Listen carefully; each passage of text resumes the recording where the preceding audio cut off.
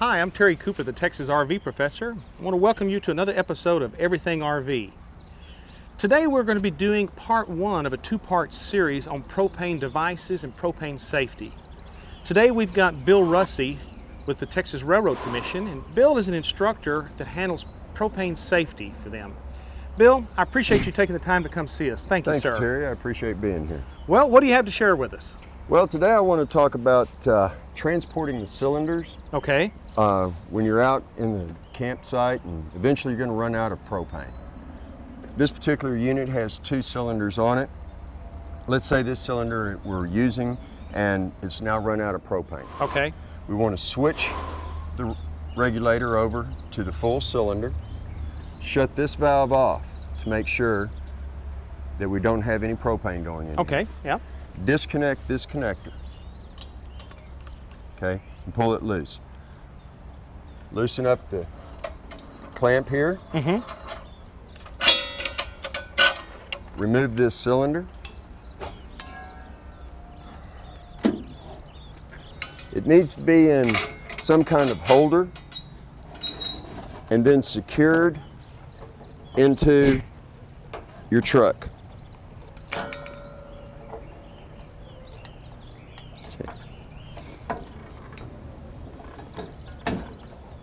Okay. If you don't have a propane holder like this one is actually designed for holding propane cylinders. You could use a crate or even a cardboard box, okay. Just something to keep it in a secured upright position. Okay. All right, now I noticed when you secured it, then we still have our dust cap that we need to put on. Got to get that ready. Okay. What else do we need to do? Dust cap on it. The dust cap keeps any kind of foreign material out of the valve itself and protects the threads on the valve itself. Okay. Because I know a lot of people try to put the plug in there, but really, like you said, that dust cap protects the threads. This is what we want on these particular units. Now, a big question I have that people ask me a lot of times, well, what if I don't have a pickup? Maybe I have an SUV or an automobile. What's the state regulations on that? And how many cylinders can we haul? You can. This is a 30-pound cylinder, meaning it holds 30 pounds of propane. Right, right. And this is standard or typical for your recreational vehicle trailer. You can carry up to 3 of these with a total of 90 pounds capacity inside an enclosed vehicle, an RV, a station wagon, a car, a van, anything like that. So we can transport into? Yes, you can. Really don't recommend it. If you have a pickup, use it. Okay.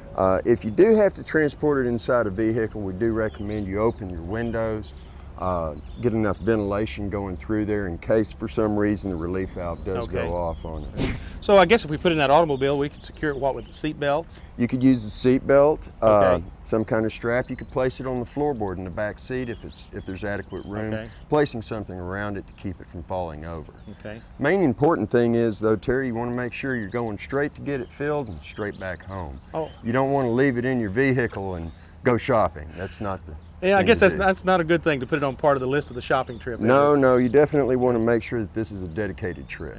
Okay, now just so people will know, typically, let's say on a hot summer day here in Texas, we're looking at, say, 100 degrees outside.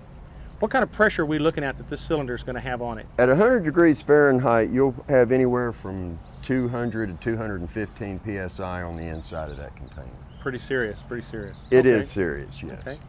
All right. Now, once you do get it filled and get it back to your location, you obviously want to unsecure it.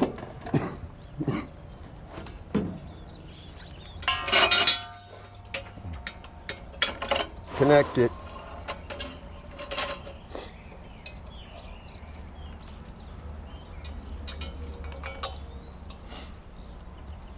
Hook it back up and turn the valve back on. And we're ready to go again, aren't we? You're ready to go again. When this cylinder is empty, simply switch it over. You're ready to go.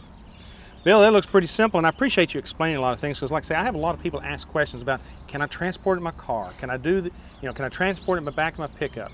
And I keep telling them the most important thing is that, like you said, it be secured so it doesn't go anywhere. That's right. We want it to keep it upright while we're transporting. Bill, thank you, sir. Thank you. Appreciate it. Appreciate it. Well, appreciate you joining us. And like I say, this is Terry Cooper with Everything RV. You know, our job is to help you keep your wheels rolling, so stay with us and we'll take you down the highway. Thanks a lot.